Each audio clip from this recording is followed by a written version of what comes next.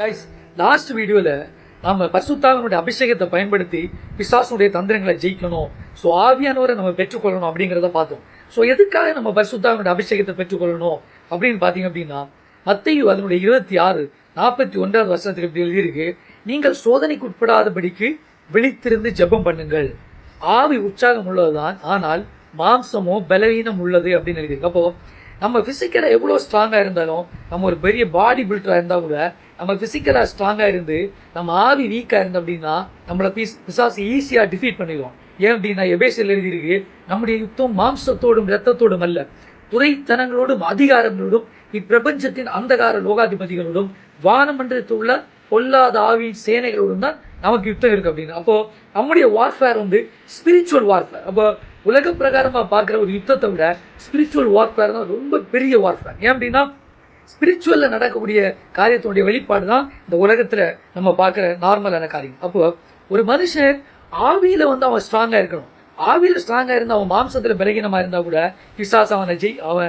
பிசாசு அவனை ஒன்றுமே பண்ண முடியாது. அதுதான் ஆண்டவர் சொல்கிறாரு, மாம்சம் பலகீனம் உள்ளது, ஆவி உற்சாகம் உள்ளது, ஆனால் மாம்சம் பலகீனம் உள்ளது, எச்சரிக்காருங்க அப்படின்னு. இப்போ இயேசு கிறிஸ்து அந்த வனாந்தரத்தில் இருக்கும் பொழுது அவர் மாம்சத்தில் ரொம்ப பலகீனமாக இருந்தார்.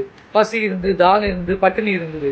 ஆனால் அவர் ஆவியில் ரொம்ப ஃபயராக இருந்தனால, ரொம்ப பலமாக இருந்தனால பிசாசால் அவரை மேற்கொள்ள முடியல. அவர் ஆவிக்குரிய நிலையில அவர் ரொம்ப பலம் உள்ளதாக இருந்தனால, பரிசுத்தாவினுடைய அபிஷேகத்தில் ஃபுல்லா நிரம்பி இருந்த அப்படின்னால பிசாசால அவரை டிஃபீட் பண்ண முடியல. ஸோ அதே தான் ஆண்டவர் நம்ம சொல்றாரு, ஆவியில எப்பவும் அனல் உள்ளவர்களா இருக்கணும்.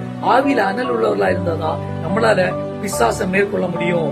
சோ ஆவியில அனலோட இருக்கணும் அப்படின்னா அந்நிய பாஷை அதிகமா பேசணும். பரிசுத்த ஆவியானவரோட எப்போ நம்ம ஒரு பர்சனல் ரிலேஷன்ஷிப் எப்போ நமக்கு இருக்கணும். அந்த பர்சனல் ரிலேஷன்ஷிப் எப்போ இருக்கும்போது நம்ம எப்போ ஆவியில அனலா இருப்போம். பிசாசு கொண்டிருக்கக்கூடிய சோதனைகளை நம்ம புரிந்து கொள்வோம். குடும்பத்துல இல்ல வாழ்க்கையில சமூகத்துல ஏதோ ஒரு பிரச்சனை வருவதற்கு முன்பதாகவே ஆவியானவர் நமக்கு உணர்த்துவார். ஒரு எச்சரிப்போட நம்ம இருப்போம். நமக்கும் நம்முடைய குடும்பத்துக்கும் அது ஒரு பெரிய ஆஸ்வாதமா இருக்கும். குடும்பத்துல ஒரு பெரிய பிரச்சனை வருது, மரணம் வருது அப்படின்னா அது உங்களுக்கு முன்னாடியே ஆவியானவர் உங்களுக்கு உணர்த்துவார். சோ அது மூலமா நீங்களும் உங்களுடைய குடும்பமும் பாதுகாக்கப்படுவீங்க.